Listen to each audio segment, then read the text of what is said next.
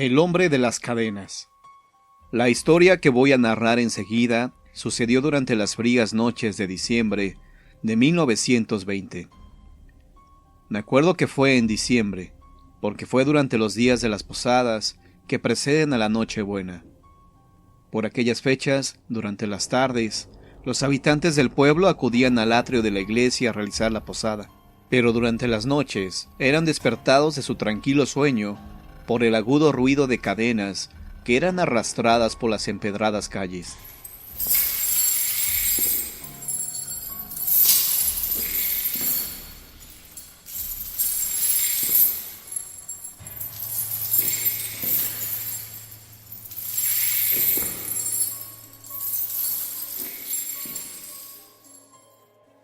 Los más curiosos se asomaban por las ventanas o rendijas de las puertas y creían ver a un hombre que con gran pena y fatiga arrastraba unas pesadas cadenas que llevaba en sus pies y manos.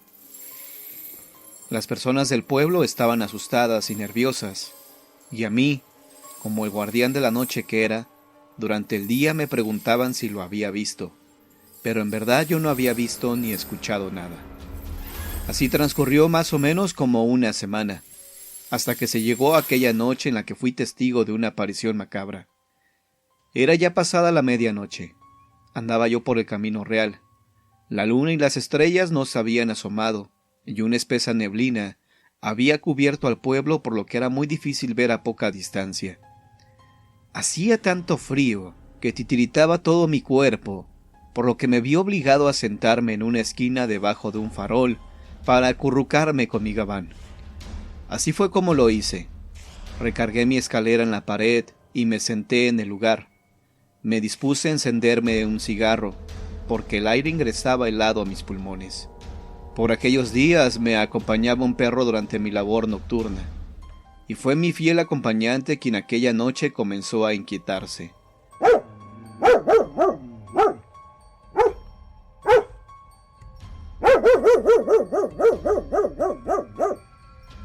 No ladraba el canino, sino simplemente caminaba de un lado a otro, sacudiendo su cola impaciente, experimentando ese conocido sexto sentido que tienen los animales cuando perciben algo extraño. Miraba yo aquel comportamiento de mi perro cuando de pronto escuché un sonido extraño que no correspondía a ninguno de los que son habituales durante la noche.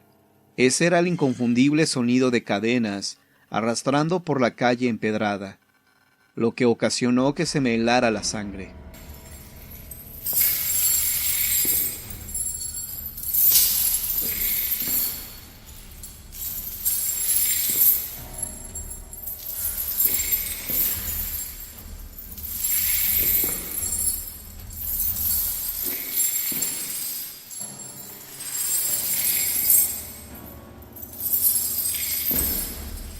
Me alarmé y me puse de pie enseguida, y con esmero trataba de mirar entre la niebla, de donde provenía aquel espeluznante sonar. Dejé recargada la escalera en aquella esquina, y llevando mi farol en mano, me decidí a seguir aquel sonido, por lo que comencé a caminar a tientas por la pared para no tropezar, siguiendo atento los pasos de mi perro para no extraviarme en tan espesa niebla. Titiritaba de frío antes que de miedo, aunque debo confesar que me mantenía muy alerta, pues no sabía lo que podría enfrentarme aquella noche. Seguí aquel ruido entre la niebla, hasta que en determinado momento la niebla se disipó por un instante, y fue que pude contemplar con mis ojos de lo que se trataba. Frente a mí estaba aquella aterradora imagen de un hombre que con dificultad arrastraba unas largas y pesadas cadenas que sujetaban sus pies y manos. Sus pasos eran lentos, y a él se le notaba evidentemente fatigado y abatido. Sus ropas eran comunes, desgastadas y viejas. Para nada parecía un fantasma o aparición, mucho menos un demonio o espíritu de los infiernos. Parecía como cualquier hombre mortal, por lo que me atreví a hablarle, diciéndole que detuviera sus pasos. El hombre, sin detenerse, se volvió hacia mí y me miró. Fue en aquel instante que comprendí que se trataba de alguien que ya no habitaba en este mundo. Su rostro cadavérico, pálido y desencajado, me lo anunciaba.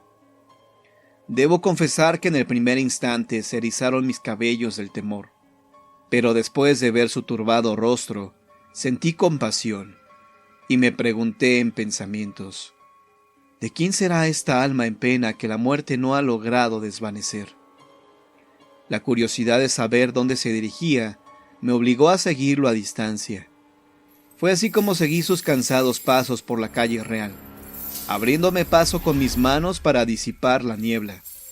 El perro iba detrás de mí a paso lento, inquieto, temeroso, y con el andar de aquel hombre se inquietaban los perros en las casas y se quejaban los gatos en los tejados. Traté de acercarme a él, le pregunté quién era, de dónde venía y hacia dónde iba, pero él no me respondió. Hice un nuevo intento por hablarle, y le dije que si podía hacer algo para liberarlo de sus pesadas cadenas. En aquel momento, el hombre detuvo su paso inmediatamente, y después de algunos segundos de total silencio, continuó su andanza. Lo seguí hasta llegar al puente del General Pueblita, donde el hombre detuvo su paso. Entonces se volvió hacia mí, y pude ver su triste rostro. Aquel rostro turbado y lleno de inquietud me afligió en cantidad, porque su semblante era de lamento eterno, no de un demonio que ha escapado de las ardientes llamas del infierno. Permanecí inmóvil mientras un frío recorría mi espalda, porque comprendí que se trataba de un alma condenada a permanecer en la tierra por algún motivo. Mientras yo lo miraba, él subió al puente y decididamente se arrojó desde lo alto. Entonces creció en mi interior más el asombro, porque no se escuchó el ruido escandaloso de las aguas con el impacto. Corrí para asomarme hacia el río, pero no había rastro del hombre en las aguas. No se había producido onda alguna tras la caída. Sus orillas estaban bien definidas. Las aguas permanecían serenas. Llevaban su caudal apacible aquella noche. Parecía no haber caído a las frías aguas del río. Era como si en el violento descenso se hubiera desvanecido con todo y las pesadas cadenas que arrastraba. ¡Oh misterio! Permanecí ahí en el puente confundido, mirando hacia las profundas aguas, tratando de comprender aquel extraño acontecimiento hasta el amanecer. Y cuando los primeros rayos iluminaron al pueblo, fue que se despejó mi mente. Recordé entonces que una semana atrás, las autoridades del pueblo me habían informado del caso de un miserable ladronzuelo que capturaron, pero que astutamente se les había escapado, llevándose con él las cadenas atadas a sus pies y manos. Para mí se develó el misterio, y me quedé mirando hacia ninguna parte, así como cuando se descubre algo inesperadamente. Comprendí entonces que era él. No podía ser nadie más. Todo coincidía, su apariencia, los días que tenía apareciéndose en el pueblo, el sonido de las cadenas, todo en general. En aquel momento huyó de mí el temor, y supe que tal vez me correspondía ayudarle a partir del mundo de los muertos. Apenas amaneció, me di a la tarea de dar un paseo por las orillas del río. Caminé mirando su caudal, revisando junto a las piedras y entre la espesa maleza con detenimiento, y cuando caminaba justo enfrente del cerro de la Víbora, vi a varios perros amontonados junto a un sauce llorón que está junto al río. Espanté a los caninos a pedradas. Me acerqué y entonces encontré lo que andaba buscando. Sí, ahí estaba el cuerpo descompuesto y maltratado de aquel hombre que se había escapado de la prisión. Supe que era él de inmediato, porque aún tenía las cadenas en sus pies y manos. Enseguida fui al pueblo y di aviso a las autoridades, y con prontitud fueron al levantamiento del cadáver, el cual fue sepultado de inmediato, dado su grado de descomposición. Desde aquel día no se escuchó más el arrastrar de las pesadas cadenas por las empedradas calles del pueblo, porque el difunto ya había sido sepultado, y su alma ya estaba en paz. Esa era la pena de aquella pobre alma, haber muerto vergonzosamente y no haber sido sepultado, quedando su cuerpo a la merced de perros y demás animales de carroña. Un alma en pena dispuesta a permanecer en el mundo de los mortales hasta que fuese hallado su cuerpo de carne y sangre insepulto. En aquel entonces no conté a nadie mi historia porque sería tomada con escepticismo por las autoridades.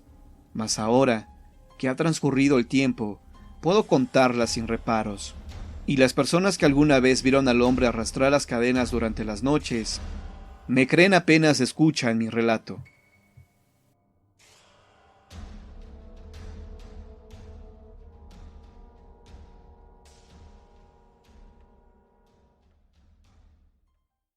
El hombre lobo de Colombia. La tenue luz de las estrellas bañaba de plata el caserío mientras Colombia, Nuevo León, dormía arrullándose con el rumor del río, que al murmullo de sus aguas agregaba la canción intemporal que ranas y grillos entonaban acompañados de flautas y susurros de viento.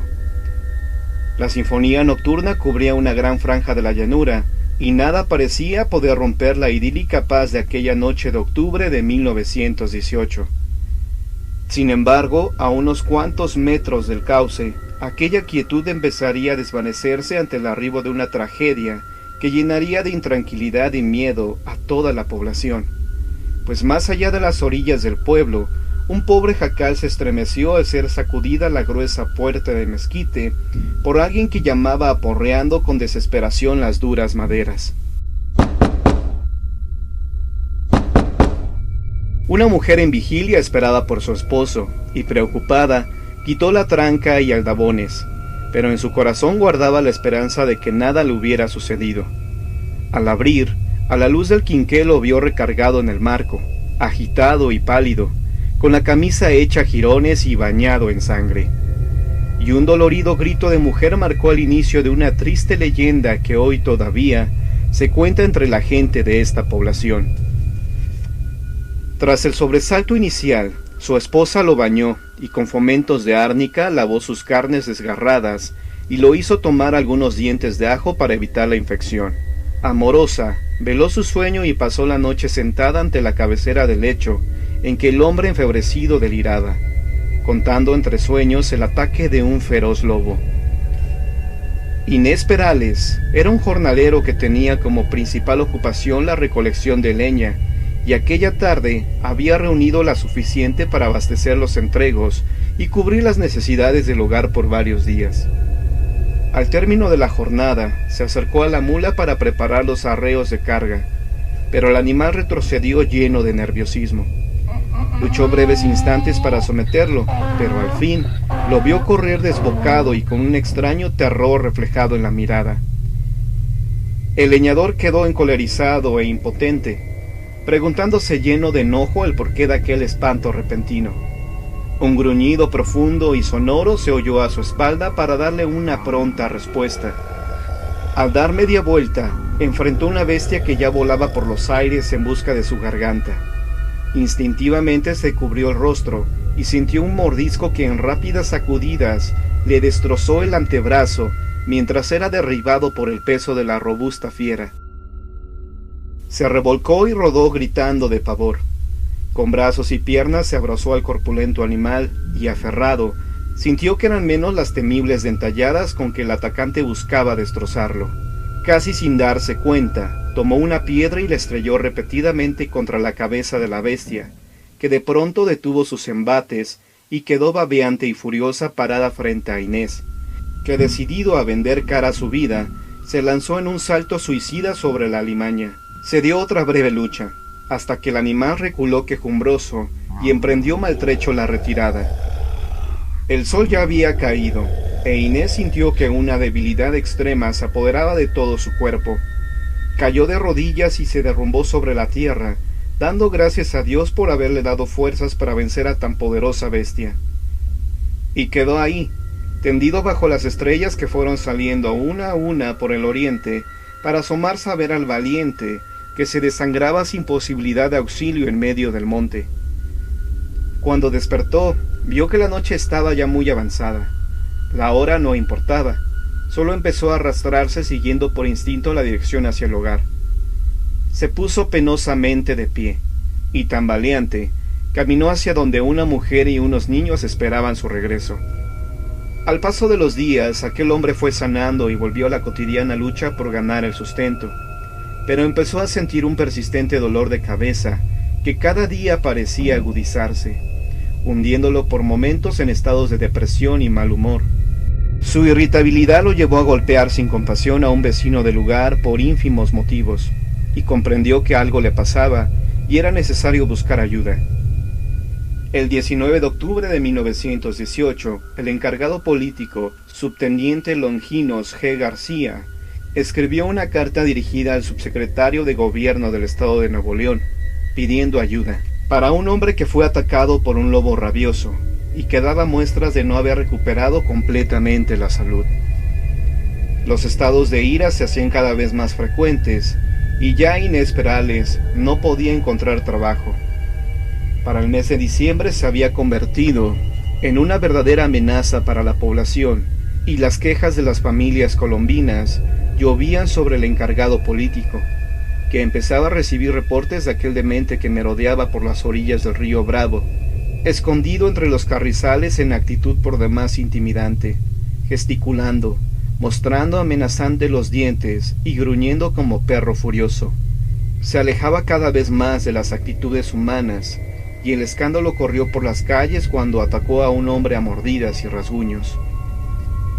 El suscrito Longinos G. García, en funciones de encargado político de la Congregación de Colombia, informa a usted lo siguiente: y tenemos mucho problema en la congregación por el vecino que fue mordido por un lobo, pues está actuando de manera extraña, acosa a la gente, gruñe, desgañita, araña, lanza espumarajos por la boca, camina en 4 patas y aúlla como un lobo.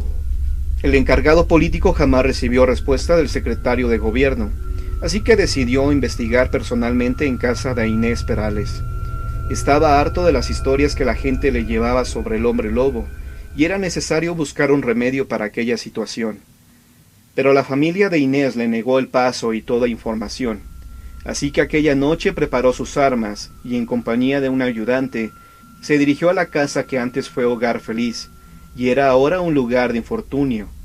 A lo lejos, un largo aullido se hizo escuchar.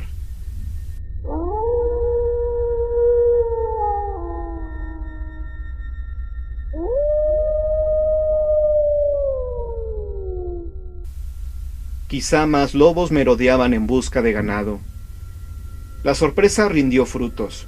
Longinos y su ayudante entraron a la casa sin resistencia de la familia, y la esposa de Inés, con semblante de dolor y cansancio, les abrió la puerta del cuarto donde se encontraba su marido. El cuadro que el encargado político contempló lo llenó de encontradas sensaciones de compasión y espanto. Nada quedaba del Inés Perales que había conocido. En ese momento se dio cuenta que las historias contadas por la gente eran superadas por la realidad. El hombre aquel ahora no tenía nada de humano, pues limitado por las cadenas que controlaban su agresividad, se desplazaba por el oscuro cuarto como un cuadrúpedo. Gruñía mostrando amenazadoramente los dientes, y vestía solo raídos andrajos, haciendo más espantable su aspecto sucio y feroz por aquella cabellera y barba, que le daban la imagen de una verdadera bestia. Pero lo que llenó de un mal disimulado pavor al subteniente Longinos fue aquel aullido largo y triste que brotó de las babeantes fauces del mutante.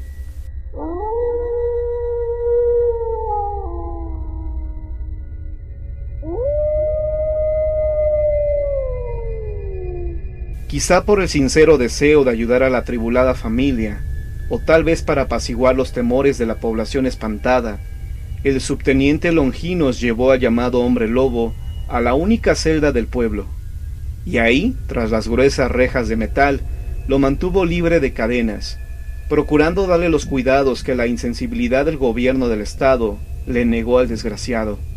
Y en la quietud de las madrugadas, un aullido escapaba de la celda y en alas del viento volaba sobre el caserío, a veces con acento de desesperación ante la incomprensión humana, y a veces con un profundo dejo de tristeza y soledad.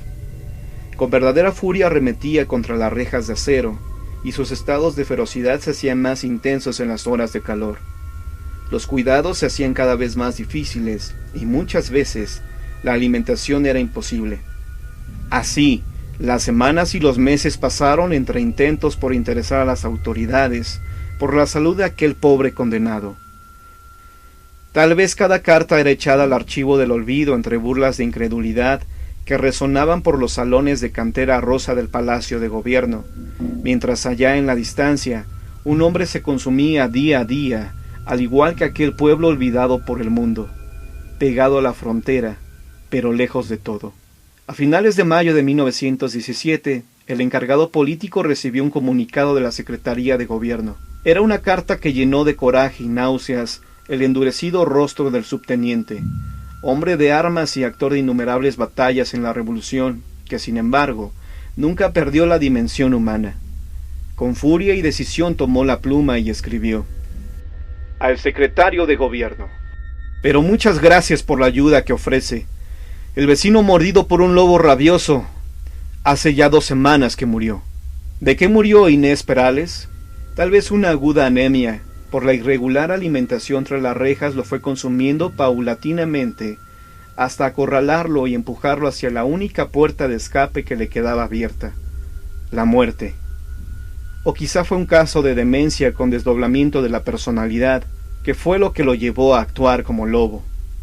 ¿Fue un caso de hidrofobia que duró casi 8 meses? ¿Fue un auténtico caso de licantropía?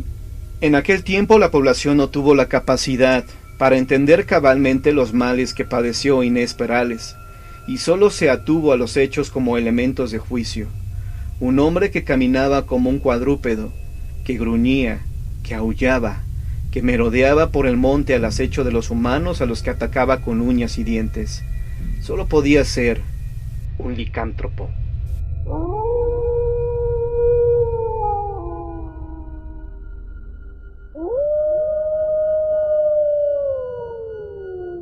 Hoy, casi un siglo después, el misterio de estos hechos perdura entre la población que, como herencia, ha ido pasando de padres a hijos la historia que aún llena de miedo a los escuchas: la leyenda del hombre lobo de Colombia.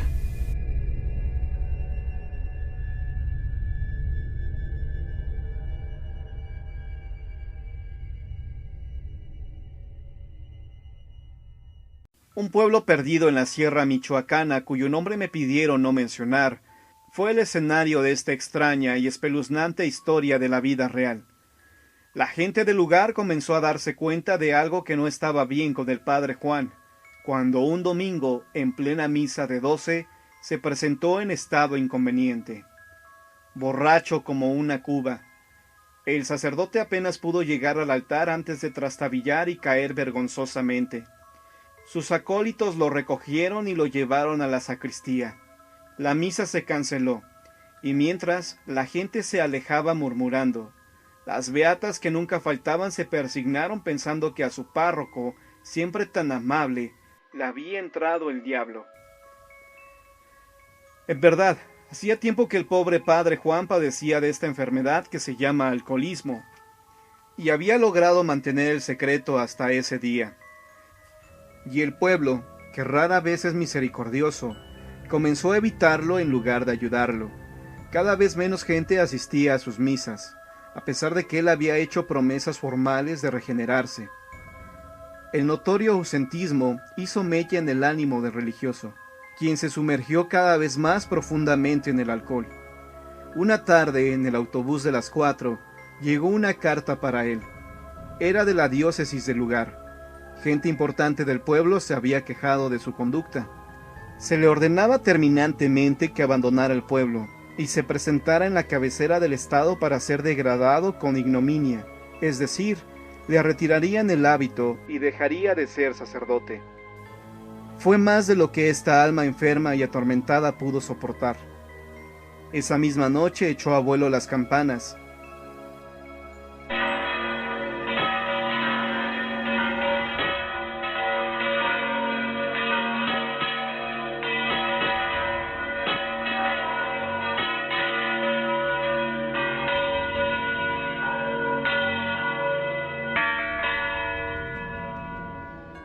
Y el pueblo se reunió ante la iglesia, más por morbo que por verdadera compasión.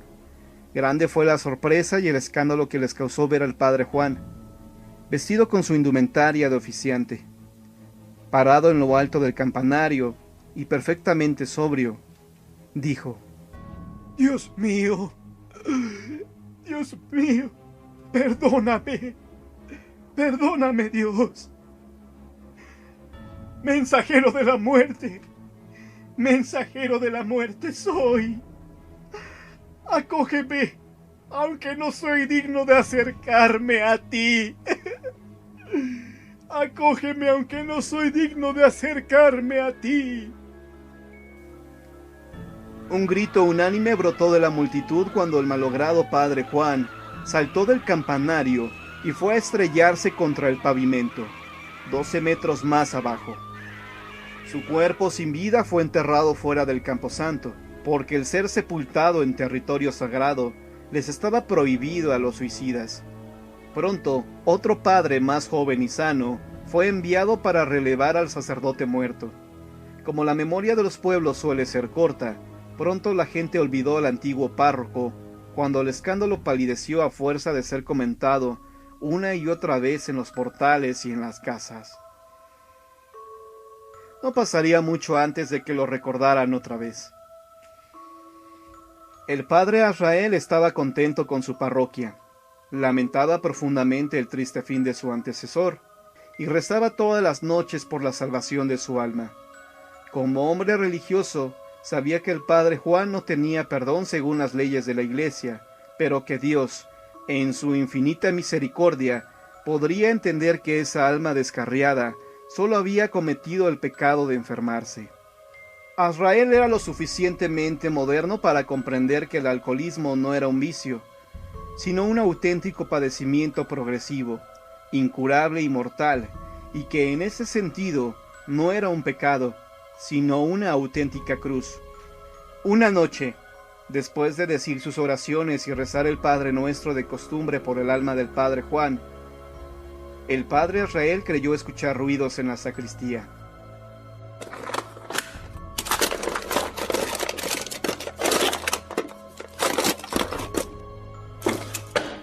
Se asomó alumbrándose con una linterna de pilas.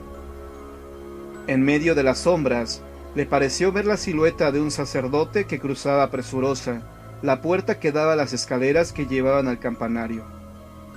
Iba a seguirla cuando de pronto las campanas de la iglesia comenzaron a sonar.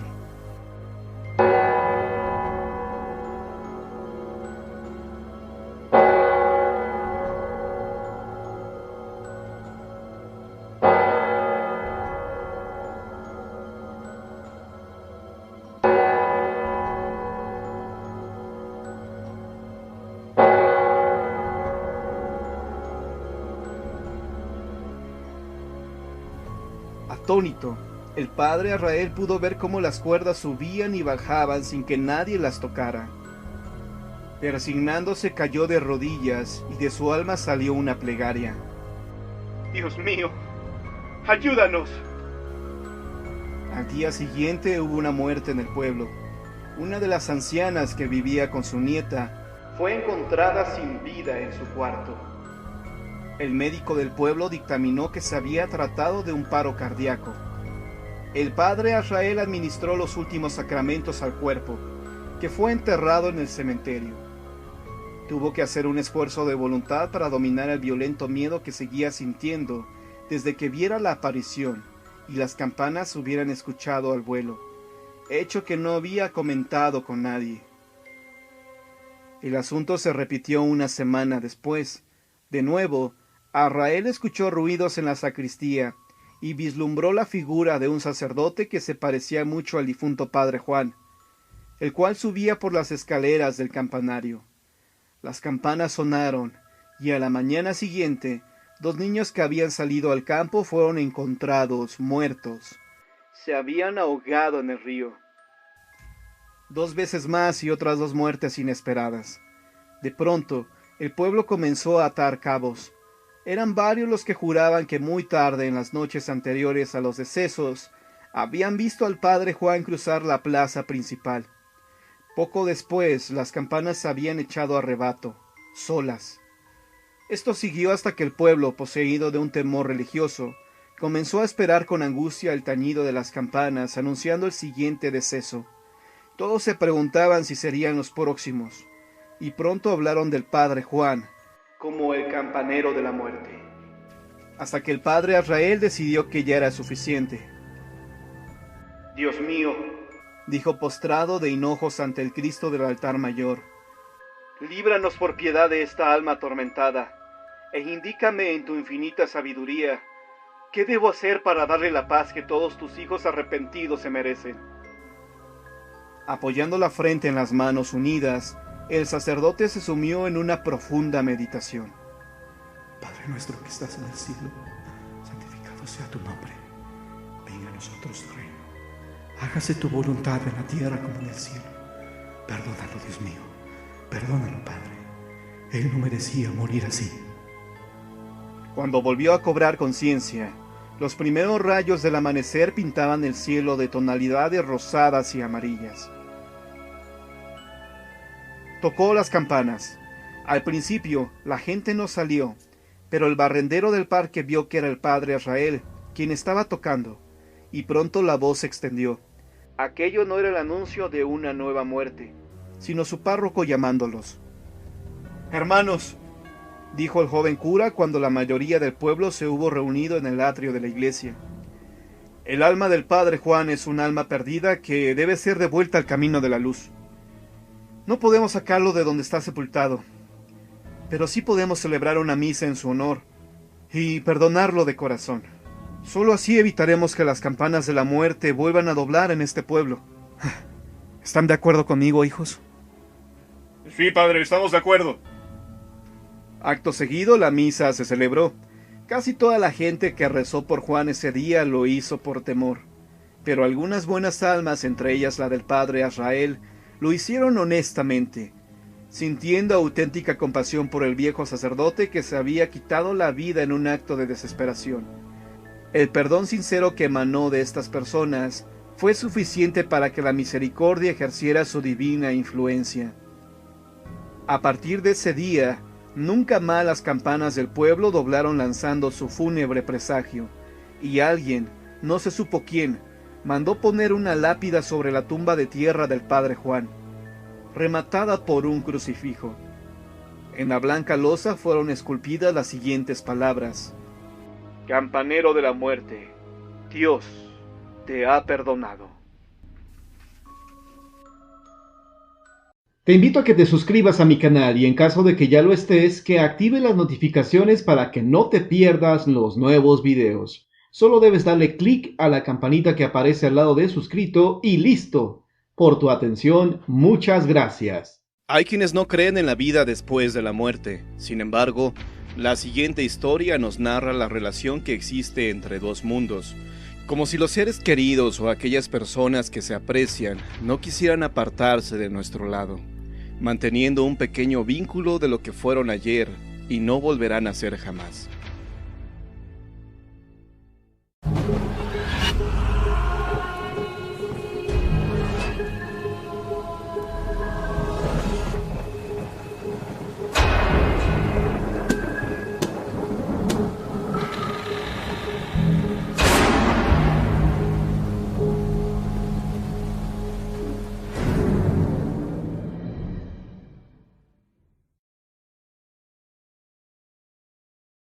Eran apenas las 10 de la noche en el sanatorio municipal de aquel viejo pueblo a las orillas de la ciudad de Celaya. Las encargadas de la seguridad del edificio iniciaban el turno. Como ya era costumbre, aquel sábado ambas oficiales hacían doblete, por normas generales que correspondían al fin de semana. Aquel día parecía ser muy tranquilo, al menos sin los llantos en los velatorios de los familiares, que no se resignaban a la pérdida de sus pequeños. Hicieron sus rondas y a menudo se detenían un momento para intercambiar opiniones acerca de la tranquilidad que aquella noche se podía presenciar. La noche transcurría sin el menor problema, hasta que ambas mujeres se callaron y silenciaron sus pasos. Daban apenas las 2 de la madrugada del ya domingo. Acababan de escuchar un lamento, o quizá un grito de mujer. Ambas intercambiaron miradas, algo sorprendidas y sí, demasiado asustadas. Al momento se preguntaban qué sería aquello, o si en verdad lo habían escuchado. Pero finalmente, ambas coincidieron en que el lamento se escuchaba aún como si rebotara en aquel edificio. Su segunda reacción fue salir a la calle creyendo que algo le había ocurrido a aquella mujer. Sin embargo, no había absolutamente nadie. Hicieron un registro exterior y volvieron al recinto. Justo ahí se dieron cuenta de que los lamentos provenían de la zona de restricción, justo en aquel cuarto debajo de las escaleras. En los más de 12 años de servicio, nunca les había ocurrido algo semejante, por lo que sin más, comenzaron a inquietarse, aunque de momento les tranquilizaba el pensar que se podía tratar de una broma. Sí, tal vez aquellos ruidos provenían de alguna cinta de terror que el policía había dejado olvidada, y con eso de la tecnología, el aparato seguramente se encendió solo. Con esta firme idea, ambas registraron con atención el lugar, pero en vano. Nuevamente encontraron el lugar totalmente vacío. Después de una larga espera, decidieron pedir ayuda a la policía municipal. Minutos más tarde llegaron al lugar 3 patrullas. Un efectivo demasiado grande se había desplazado hasta la zona, y no era para menos, ya que el lugar presumía de estar plagado de maleantes, dispuestos a realizar cualquier acto criminal, pero eso de hacerse pasar por una mujer en peligro no tenía nombre. Los testigos de aquellos actos recuerdan que únicamente 2 policías se quedaron afuera para custodiar la entrada, mientras que el resto se introdujo al recinto en busca de aquel criminal. Los 10 policías que entraron describieron perfectamente el grito de una mujer o animal, al parecer encerrado en algún lugar del sanatorio, pero la sorpresa se acrecentó cuando se pudieron escuchar claramente algunos pasos y golpes provenientes de los pisos alternos.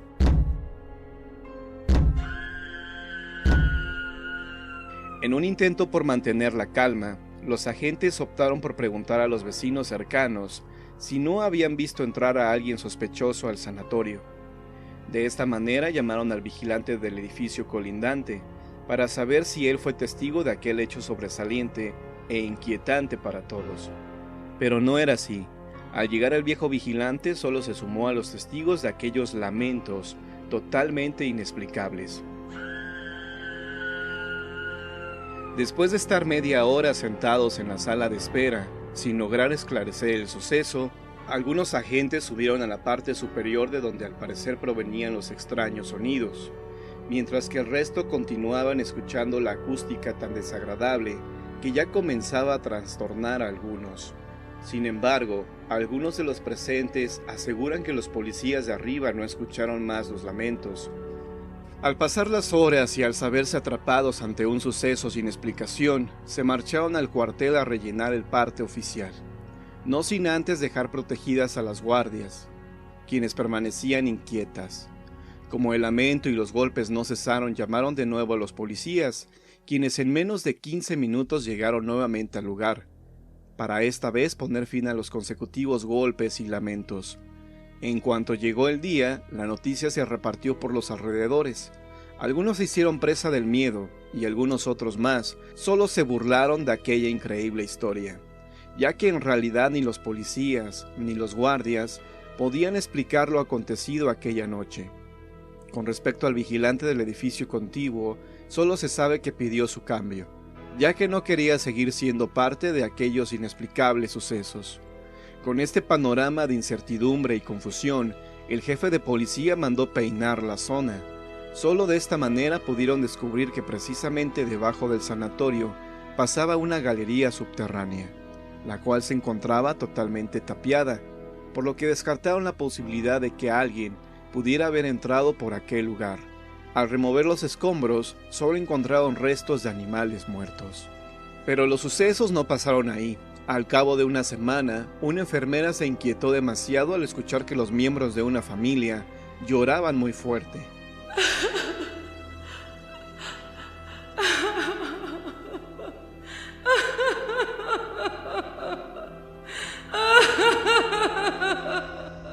Inquietando a las madres que estaban a punto de dar a luz. Aunque a la hora de hacer un reporte, los vigilantes se pudieron percatar de que aquella misma noche, algunos pacientes se quejaron porque no le aplicaban somníferos a aquella mujer que se lamentaba con gran peculiaridad.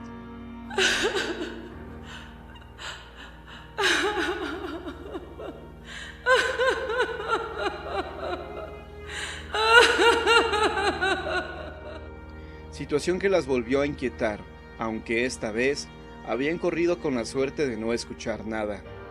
Aquella noticia se tornaba cada vez más alarmante, al grado que la prensa local ya prestaba gran interés en descubrir el misterio de los lamentos, presentando en sus diarios reportajes asombrosos sobre madres que se habían hospitalizado en el sanatorio y aseguraban haber escuchado hablar a niños para después escuchar llorar a una mujer. Sin embargo, al cabo de un mes, cuando parecía que la prensa le daba más importancia al cambio de gobierno, un nuevo suceso marcaría el destino de aquel siniestro lugar. Llegaron hasta el sanatorio un grupo de especialistas, quienes presumían de encontrar la ráfaga de viento, que seguramente se colaba entre las viejas paredes produciendo aquellos ruidos. Mientras lo hacían, buscaban resquicios interiores capaces de producir los sonidos que tanto inquietaban a los lugareños, al grado de que cada día bajaba el número de consultas y partos.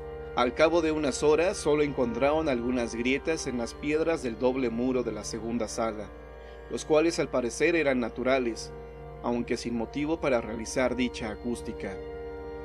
El segundo lugar a inspeccionar era aquel viejo cuarto, donde al parecer se iniciaron los lamentos aquella noche. Revisaron todo el edificio, en ningún lugar específico producía acústica que semejara el llanto de una mujer.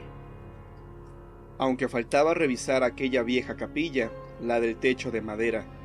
Quizá era de aquel lugar de donde provenían tan peculiares sonidos, producidos por el crujido del techo. Al no conseguir nada, siguieron con la búsqueda. Un viejo árbol se apoyaba en el edificio sobre una de sus terrazas, y aunque el tronco golpeaba en el techo y sus ramas rozaban un cristal de la bóveda, no se escuchaba ni el más mínimo testimonio dentro del recinto. Ni siquiera las fotocopiadoras puestas en la recepción y las computadoras eran capaces de escucharse hasta el quinto piso, donde se escucharon los últimos lamentos. Las horas pasaron y los especialistas decidieron quedarse aquella noche, para ser testigos de lo que realmente estaba pasando en el lugar. Pero no fue hasta las 3 de la madrugada de aquel domingo cuando escucharon claramente aquellos lamentos provenientes del piso de arriba. Su asombro fue tal cuando pudieron percibir la voz de unos pequeños que al parecer jugueteaban en los pasillos.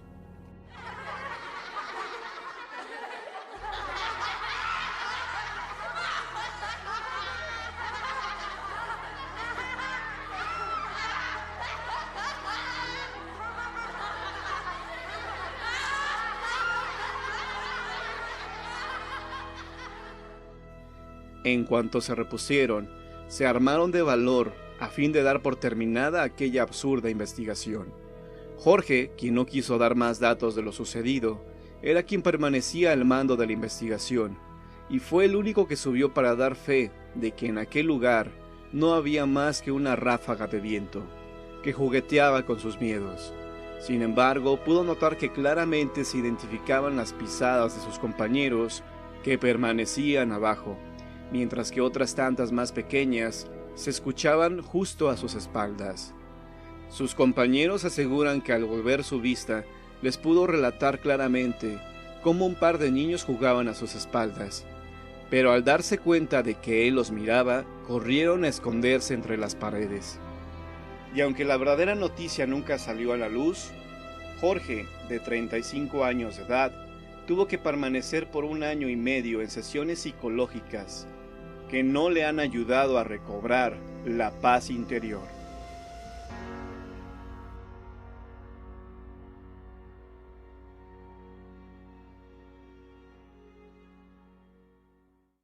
La casa deshabitada. Aguascalientes. Luis Montelongo es un amigo y colega de Aguascalientes, un destacado investigador que a lo largo de los años ha recorrido diferentes regiones del país, siempre en busca del mejor caso de actividad sobrenatural, y ha sido en su tierra natal donde encontró el caso más impactante de su carrera, mismo que ha tenido la cortesía de compartir conmigo para incluirlo en este libro. La noche del 25 de marzo del año 2015 acudimos, por invitación de la familia González, a una casa ubicada en la calle Lagos de Moreno, en la colonia Soledad en Aguascalientes. Esta construcción en obra negra es famosa por los fenómenos sobrenaturales que ahí se registraban. La construcción está completamente bardeada y protegida por barandales y portones de gran altura. La superficie de su terreno es de 50 metros por lado. La casa está completamente techada, pero sin enjarre en las paredes y sin pisos de cemento. Lo que más llamó mi atención al llegar a ese lugar fue que varias casas cercanas estaban vacías e incluso algunas tenían letreros de "se vende". Intrigado, entrevisté a algunos de los vecinos que aún vivían en las proximidades de la propiedad. Los relatos de varios de ellos coincidieron. Apenas caía la noche, los sonidos comenzaban. Gritos, lamentos, gemidos, una especie de letanía en un idioma extraño que nadie lograba reconocer. Y quizá lo peor del caso, la figura de un monje que recorría esa casa en obra negra y varias de las casas cercanas, justo a las que estaban vacías. Mientras continuaba con las entrevistas a los vecinos, se acercó a mí un hombre llamado Martín, quien dijo ser el albañil maestro encargado de la construcción de la casa, motivo de la investigación, y que de acuerdo a los datos recabados, había la certeza que la casa estaba poseída. Lo que nos compartió fue muy interesante, y nos ayudó a entender el porqué de la posesión de esta casa. Según Martín, el dueño de la propiedad era el señor Rafael García, a quien describió como un hombre maduro, rubio, alto, de piel muy blanca y de complexión robusta. Don Rafael, como lo llamaba Martín, vivía en Estados Unidos y solo llegaba a Aguascalientes cada 6 meses a supervisar el avance en la construcción de su casa. Cada semana le enviaba dinero al maestro albañil para cubrir los gastos del material y la mano de obra. En el último semestre en que Martín trabajó en la construcción de ese inmueble, las visitas del dueño se hicieron semanales, siempre en viernes. Llegaba acompañado por 3 mujeres y 2 hombres. Con tal de que nadie lo molestara durante su estancia, daba el sábado como día libre a los trabajadores, lo que ellos consideraban un gran detalle. Pero cada lunes, después de la visita del patrón, encontraban en las paredes y en los pisos de tierra diferentes dibujos que, por lo que me describió Martín, parecían pentagramas invertidos, así como veladoras derretidas y, sobre todo, un penetrante aroma que no lograron identificar. El aroma era tan desagradable que los empleados debían esperar un rato antes de poder trabajar. En su última visita a la propiedad, don Rafael le hizo una pregunta a Martín que lo desconcertó. «Oye, Martín, ¿crees en el diablo?». Yo contesté que sí, y el señor se echó a reír y me pidió que me fuera. Algo en él cambió ese día, como si hubiera sido desde adentro, nos dijo Martín. Intrigado, Martín ya estaba camino a su casa, pero notó que había dejado su reloj en la construcción, un regalo de bodas de su esposa. Debía regresar por él, si no hasta el lunes podría recuperarlo y no se salvaría de la furia de su mujer. Ya era noche cuando llegó a la construcción. Estaba por entrar cuando notó el brillo de unas luces dentro de lo que sería la sala. Se detuvo y con sigilo espió desde lejos y vio a 6 personas con túnicas y capuchas moviéndose en círculo tomados de la mano. Mascullaban algo que obviamente no lograba entender, ni sabía si se trataba de algún otro idioma. El albañil se dejó dominar por el miedo y decidió marcharse sin su reloj. Martín y los demás albañiles regresaron el lunes al trabajo y encontraron lo mismo. Dibujos en las paredes, estrellas encerradas en círculos y algunos objetos que no logró identificar, pero que decidió guardar por si su patrón se los pedía. El viernes de esa semana, don Rafael no llegó a la hora acostumbrada, y Martín decidió llamarlo para saber de él.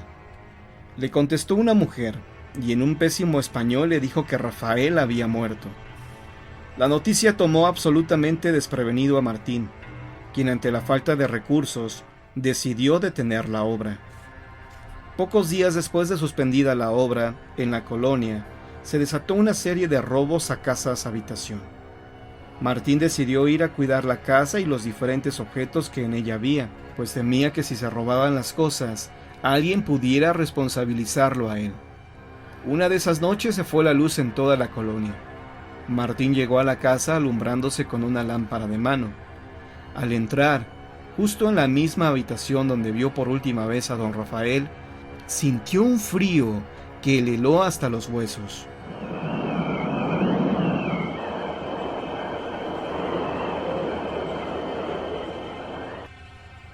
Por un momento fue incapaz de moverse. Inexplicablemente la lámpara se apagó, y así, en completa oscuridad, vio una silueta alta con unos ojos incandescentes que lo miraban. El estado de parálisis causado por la impresión le duró apenas unos segundos, que para él fueron horas. En cuanto las piernas le respondieron, salió corriendo tan rápido como pudo. El albañil jamás volvió a entrar a la casa. A veces, por necesidad, pasaba cerca de ella y el recuerdo lo aterraba. Pronto, el rumor de que en esa casa abandonada se aparecía el diablo se extendió por toda la ciudad. Muchos curiosos se internaban en ella para tener contacto con lo paranormal, pero su estancia nunca duraba mucho después de la medianoche. Hubo incluso quienes terminaron en el hospital por una crisis de nervios. Después de recabadas todas estas referencias, comenzamos la investigación. Entramos a la casa y revisamos detalladamente cada habitación, empezando por la planta baja. No encontramos nada, solo algunos gatos que se habían refugiado en los rincones de la construcción. Cuando subimos al segundo piso a revisar una de las habitaciones, todos, con absoluta nitidez, escuchamos fuertes pisadas que sonaban en el tercer piso y que bajaban por las escaleras hacia nosotros.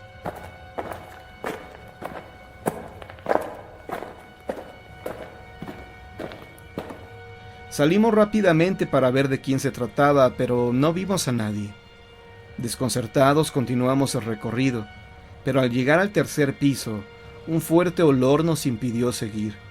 El olor nos provocó un tremendo malestar que solo desapareció cuando llegamos a la calle. Ya todos estábamos afuera. Ahí, mientras nos recuperábamos, tomé algunas fotografías de la fachada desde distintos ángulos. Ya repuestos, nos despedimos de los vecinos que estaban cerca y nos retiramos. Días después, al revisar el material, descubrí con gran sorpresa y cierto terror que en una de las fotos, con un primer cuadro de una ventana del segundo piso, aparecía una especie de monje. Por la descripción que Martín hizo de don Rafael cuando lo vio en su ritual, supe de inmediato que se trataba de él. El atuendo era el mismo. Además, para cuando tomé las fotografías, ya no había nadie dentro de la casa. Conseguí evidencias, y ahora no me queda ninguna duda de que esta casa de la colonia Soledad está habitada por un espíritu del más allá.